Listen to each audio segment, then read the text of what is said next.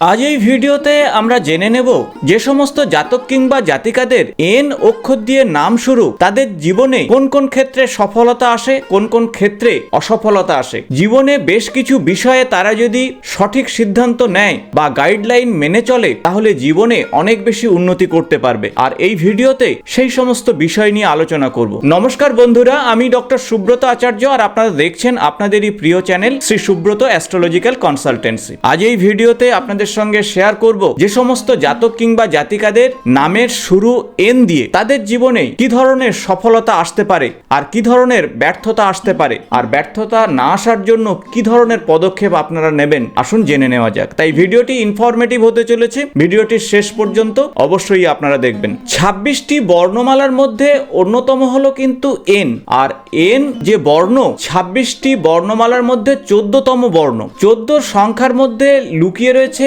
1 এবং 4। আবার দেখুন, দুটি সংখ্যা যদি আমরা যোগ করি অর্থাৎ 1 এবং 4, তাহলে সংখ্যাটি হয় 5। অন্যদিকে চ্যালেডিয়ান সংখ্যাতত্ত্ব অনুযায়ী এন যে অ্যালফাবেট বা এন যে অক্ষর, সেটি কিন্তু 5 নম্বর অক্ষর, এবং 5 সংখ্যাটি হলো বুধের সংখ্যা। আবার দেখুন, এন যে বর্ণটি তার উপরের দিকে খোলা এবং নিচের দিকে খোলা, তাই এটি অনেকটা উপরের দিকের একটি ভি, আবার এবং অন্যটি নিচের দিকে মুখ করা আরেকটি ভি। উপরের দিকের ভি কে বোঝানো হয় হেভেন বা স্বর্গ, অর্থাৎ স্পিরিচুয়ালিটির মধ্যে আপনার একটা সম্বন্ধ রয়েছে। অন্যদিকে দেখুন, অন্য ভিটি পৃথিবীর দিকে মুখ করা, অর্থাৎ আপনার মধ্যে একটা ম্যাটেরিয়ালিস্টিক চিন্তা ভাবনা রয়েছে। তাই এই পৃথিবীতে পার্থিব সুখ সমৃদ্ধি ভোগ করার প্রবণতা আপনার মধ্যে রয়েছে, পাশাপাশি আপনার মধ্যে একটা স্পিরিচুয়ালিটি মনোভাব রয়েছে। আবার দেখুন, এন সংখ্যা, এন শব্দ, এন অক্ষরটি যদি আমরা 90 ডিগ্রি ঘুরিয়ে দিই, তাহলে উপরের দিকে একটি 7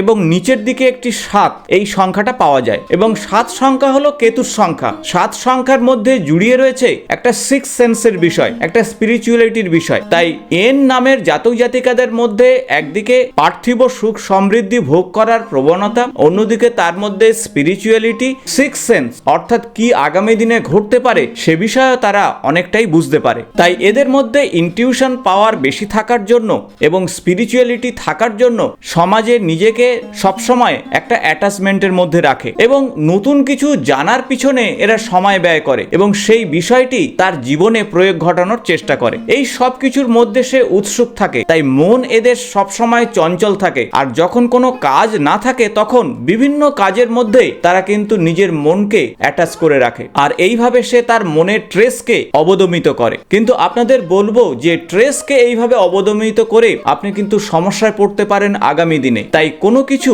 লুকিয়ে রাখা দরকার নেই। সব সময় আপনার মনের মধ্যে যা চলছে তা অবশ্যই আপনার কাছাকাছির মানুষের সঙ্গে শেয়ার করুন, আর তাহলেই কিন্তু আপনি সেখান থেকে মুক্তি পাবেন। কারণ যতই আবর্জনা আপনি কার্পেটের মধ্যে লুকিয়ে রাখুন, একটা সময় কিন্তু তা জনসমক্ষে চলে আসবে, আর তখনই কিন্তু আপনি মানসিক কষ্ট আরো বেশি পাবেন। তাই যখন যা আপনার মনে ঘটছে, সব সময় আপনি তা আপনার প্রিয়জনের সঙ্গে প্রকাশ করুন, আর তাতেই আপনার জন্য ভালো হবে। 14 সংখ্যা মিডিয়ার সঙ্গে সম্পর্কযুক্ত, 14 সংখ্যা কমিউনিকেশনের সঙ্গে সম্পর্কযুক্ত, কারণ বুধ অ্যাডভেঞ্চারকে পছন্দ করে। কারণ 14 মানে 1 + 4 = 5, আর মার্কারির সংখ্যা বা বুধের সংখ্যার মানুষেরা অনেক বেশি কমিউনিকেটিভ হয়, অনেক বেশি কাজের সঙ্গে নিজেকে যুক্ত রাখে। অ্যাডভেঞ্চার এরা পছন্দ করে, সমাজের পরিবর্তনের সঙ্গে নিজেকে মানিয়ে নেওয়ার চেষ্টা করে। এরা অনেক বেশি ইমাজিনেটিভ হয়, অনেক বেশি স্বপ্ন দেখে এবং বাস্তবায়নের জন্য নিজেকে শেষ পর্যন্ত দেওয়ার চেষ্টা করে।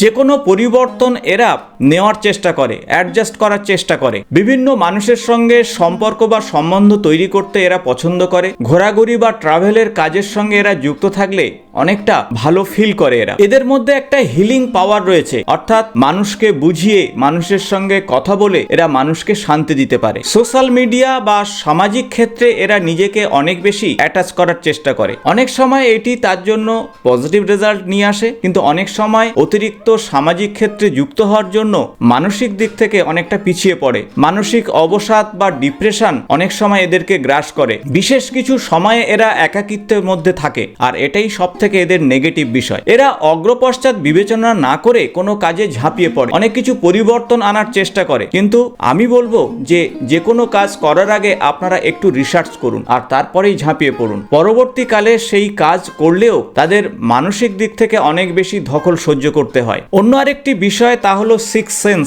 আগেই আপনাদের বলেছি, অর্থাৎ এদের মধ্যে একটা বিশেষ অ্যান্টেনা কাজ করে যা আগে থেকেই বুঝতে পারে কি ঘটতে পারে। তাই এদের মধ্যে অনেক বেশি আইডিয়া আসে, প্রয়োগ করার ক্ষমতা চলে আসে। যখন যা দেখে সেগুলো নেওয়ার চেষ্টা করে আর সমাজে কিংবা তার নিজের জীবনে সেগুলো প্রয়োগ ঘটানোর চেষ্টা করে এবং এইভাবে নিজেকে আরো বেশি উন্নত থেকে উন্নততর জীবনে যাওয়ার চেষ্টা করে। তাই আপনাদের বলবো যে নিজেকে ব্যস্ত রাখুন, কিন্তু সঠিক কাজের মধ্যে ব্যস্ত রাখুন। মনকে শান্ত করার জন্য বা ডিপ্রেশন থেকে মুক্তি পাওয়ার জন্য যে কোনো কাজের মধ্যে আপনি ব্যস্ত থাকবেন না, তাতে কিন্তু সমস্যা আরো বাড়বে। দ্বিতীয়ত, নেগেটিভ চিন্তাভাবনা থেকে নিজেদেরকে বের করে নিয়ে আসুন। অতিরিক্ত সোশ্যাল মিডিয়া থেকে অবশ্যই নিজেকে সরিয়ে আনুন। প্রয়োজনে ক্রিয়েটিভ কাজের সঙ্গে যুক্ত থাকুন, আপনার পরিবারের মানুষের সঙ্গে সময় কাটান, তাহলে আপনার জন্য যথেষ্ট ভালো রেজাল্ট আসবে। আপনার রিস্ক বিহেভিয়ার বা জেদি মনোভাব অনেক সময় আপনার বিপদের কারণ হতে পারে। তাই এই সমস্ত বিষয় থেকে আপনি নিজেকে যত সংযত করবেন, আপনার কর্মজীবন, আপনার পারিবারিক জীবন বা আপনার অর্থনৈতিক জীবনে অনেক বেশি উন্নতি করতে পারবেন।